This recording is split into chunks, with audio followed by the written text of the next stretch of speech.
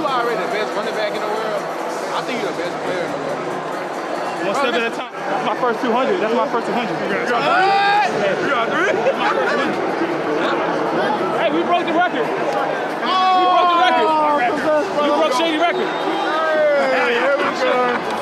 Great job. Congratulations, sir. Congratulations. Hey. I told you it was coming. Yeah, appreciate y'all, boys. Let me tell you it was coming. Appreciate y'all, boys.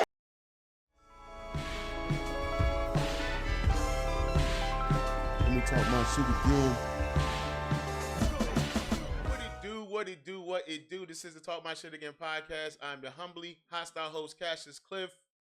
Before we get into the content in this episode, please like, share, subscribe, as well as comment. It goes a long way. Thank you in advance. I hope y'all enjoying this Victory Monday, despite the news that we heard, and really, especially given how the game went and records being broken and all those good things. But let's just go ahead and get this shit out the way, rip the Band-Aid off. If you aren't aware, if you have not seen the reports, Brandon Graham, a guy who actually had a phenomenal game yesterday, a guy who had 2 tackles, a sack, a pass breakup, even 3 QB hits, is done for the year.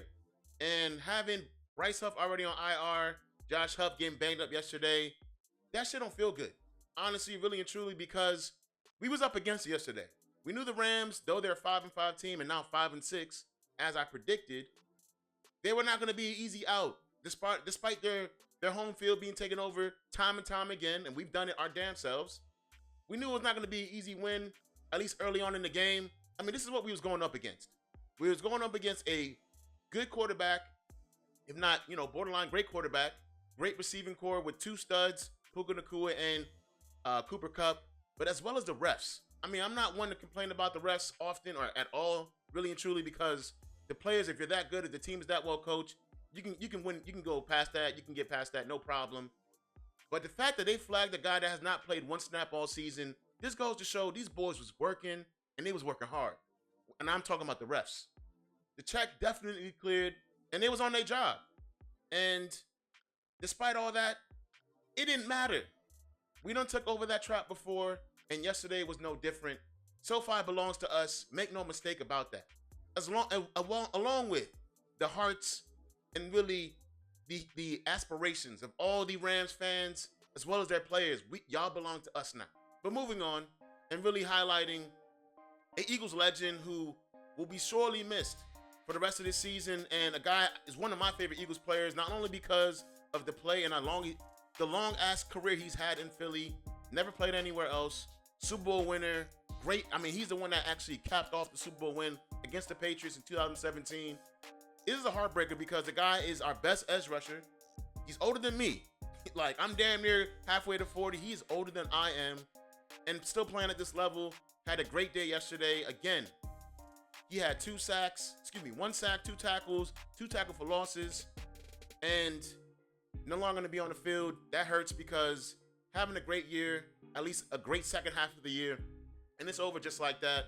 Huge shout out to UBG because he's just more than a football player. This is a guy that is a culture, maintainer. He maintains great culture in your locker room. You always need one of those guys on your team. But luckily for us, we have a lot of great players on this team, and we're still pretty well coached. I mean, Vic Fangio, there's not enough you can say about a guy like him because he has revolutionized his defense. He's allowed rookies to show up and show out. Cooper DeJean absolutely is going to have a tall task going against Cooper Kupp and Puka Nacua. The guy did not disappoint. You're talking about a guy that had 6 tackles, 2 huge PBUs, pass breakups against 2 studs. I mean, these guys are no slouches. Puka Nacua still had over 100 yards. A lot of those were, drag routes and, really beating up on Isaiah Rodgers, a guy who had to step in for Slay, who went down with a concussion. But these rookies and these young guys stayed up. Even Q, not having the best game, still had a pretty moderate game for the average corner. So, a complete effort by the defense. Guys like Milton Williams absolutely having to step up. And he did. I mean, this is a guy that had two sacks himself, 2 tackle for losses. The entire defense had 5 sacks, 8 tackle for losses, 3 forced fumbles, 1 fumble recovery. I mean, we're talking about 7 weeks running, holding offenses under 300 yards. Again, the best defense in the entire league. I think the best player on defense yesterday was Nakobe Dean, and I don't think it was it's a discussion. Zach Bond has been on a heater all season. But we're talking about last night going against this offense and these receivers, Nakobe Dean absolutely was the best on the field on defense, aside from probably a guy like Brandon Graham and Jalen Carter. Because 8 tackles, 2 tackles for losses, a sack, a QB hit, a fumble recovery, and absolutely just running over a guy like Kyron Williams. I think that's huge. Because a lot of guys are not expecting that from Nakobe Dean. Even Josh Sweat showed up to the party yet again, making a timely sack. I mean, the entire defense is humming at the right time because we're approaching December, and you need to be playing your best ball on both sides of the ball, really all 3 phases in December going into January. If you have any hopes of doing anything in the playoffs. And as I mentioned, Vic Fangio absolutely has these guys playing at a high level because, again, the level of communication between linebackers, safeties, and corners is just at a peak level right now, which is why these guys are playing at a top-tier level.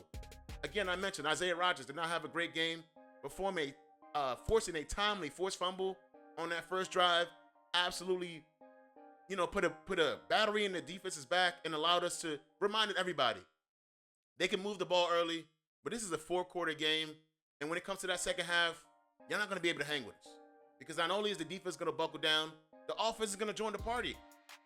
Right here, we're seeing the occasional under center pass, play action pass. I mean, it's great to see it. We need to see a lot more of that, I think, if you want to just have great games passing the ball, which clearly we don't need to do that because we have the best running back, and as AJ mentioned, I agree with, the best football player in all of the world in Philly, wearing number 26. But to have differences and really complexities in the offense, you want to see these kind of things. It's great that we saw it yesterday because it paid dividends. AJ had a very smooth 6-catch, 109-yard game with a touchdown, which, again, the refs were working yesterday. Because the fact that they had to review this along with a challenge forced fumble, it just goes to show early on, not only were they not messing with us, they were trying everything within their power to make this a shootout. If not, give it to the Rams because there's no other way. The guy had 3 steps in the end zone and yet still, they tried to say it was incomplete. But the Rams, the refs, God himself, you can't stop this guy. You cannot stop the guy that wears number 26 in Philadelphia because 255 yards rushing on the ground with 2 touchdowns, 300 yards from scrimmage is a hell of a lot to deal with. Ask the Rams. Ask the Saints. Ask the Commanders. Ask everybody. Aside from the Browns and the Cowboys, he has been doing this on a weekly basis. Cannot be stopped. I mean, again, a guy that can shift momentum on one handoff, a guy that can close the game in the second half. I firmly believed coming out in the second half, all we need to do is go up one more touchdown, the defense get a stop, and this is ball game. I knew on that last home run hit over 70 yards, but obviously this is at this point. Come on, what are we doing here? The game was already over, and Saquon said, "Let me put another one on them. Let me remind them that they're not on the same level as us remotely." And obviously, we know well and good. We should know at this point, Saquon is a one-of-one talents. But the fact that we have the best offensive line coach in the entire league and the best offensive line in the entire league, period. How else do you have a guy like Mekhi Becton, who's considered a bust, starting off playing tackle, moved to guard, and having the best year of his career? That's how you do it in Philly, and really, that's what it's going to take to get to the Super Bowl. If that's what we really think we can do, which I firmly believe is well within the cards, this is what it's going to take. And that's how we talking right now. That's how we feel. Obviously, it's not even the playoffs yet, and I just dropped the SB word, Super Bowl, and I didn't hesitate. I'm not hesitating. I'm not even stuttering when it comes to that. We've been there before with a less talented team, and here we are in 2024, top 5 offense, number 1 defense, MVP of the league, running the ball, and Saquon Barkley. I mean, come on, bro. Obviously, it's a team effort. Everybody has to show up and do their job. But when you got guys like Mekhi Becton, Landon Dickerson, you got 2 of the best tackles in the league in Jordan Mailata and Lane Johnson. And don't let me forget a guy like Cam Jurgens, who actually touches the ball every time, every play. That's what we working with in Philly. And guys, teams like the Vikings and the Lions, they would wish, their fans would wish, they wish they had what we have in Philly. Obviously, people still not trying to give us our respect, but y'all respect means little to us when the vibes are this good. When you got an Eagles legend like Alshon Jeffrey, who, when he came to Philly his first year, dropping the biggest prophecy I've ever heard in my life, aside from, I don't know, Moses talking about Jesus coming, calling out a Super Bowl victory as soon as he got to Philly. And what did he do? Proceeded to win a Super Bowl in Philly that year. I mean, obviously, the Eagles legend. You got a guy like Jalen Hurts, guys like Lane Johnson paying, proper respect to a guy like Alshon Jeffrey. Huge shout out to him, you know what I'm saying? Eagles legend in his own right. But that's where we at right now. You got Eagles legends showing up, guys getting honored and, put in the Eagles Hall of Fame. And unfortunately, we got a guy like BG going down. But if you remember correctly, we had a couple guys go down that year. We won the Super Bowl. Mainly a guy like Jason Peters, Darren Sproles, Carson Wentz. And it seems like we have to put somebody up for sacrifice. And it hurts to say it. BG, if your tricep was sacrificed for winning the Super Bowl, damn it, we gonna do. I believe that in my heart of hearts. And I know this team is about to show up and show out for a guy like BG who shows up every week, every year. At the ripe old age of 36, playing the best on the edge out of everybody on that team. And it makes no mistake how the game ended with Saquon Barkley taking the top off them boys. And really, the way that we absolutely dominated that game. I know it looked close early on. It didn't look like we was going to be able to stop them offensively. But what did you see? 3 forced fumbles, 1 recovered. A team, again, held on to 300 yards total in offense. Under 100 yards rushing. Under 200 yards passing. 5 sacks. 8 tackle for losses. But yet and still they said that the Rams are hot and we're going to have a lot to deal with. I mean, who's going to stop us? They keep trying to say it's going to be a tough matchup for us. Our rookies are going to have a tough matchup. We don't know how they're going to look. Who is going to stop us at this point? Because there's been a lot to say about Detroit, but Detroit's not battle tested. What do I mean by that? The playoffs.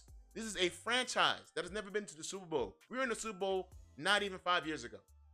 We won the Super Bowl not even 10 years ago. But yet we're getting compared to teams like that. It is asinine. It is really disrespectful. But at this point, we're not here to beg for respect. We're here to inform y'all. Y'all are not aware what's about to happen. Y'all not ready. But with that being said, this is the Talk My Shit Again podcast. I'm your humbly hostile host, Cassius Cliff. We out to the next one. Peace.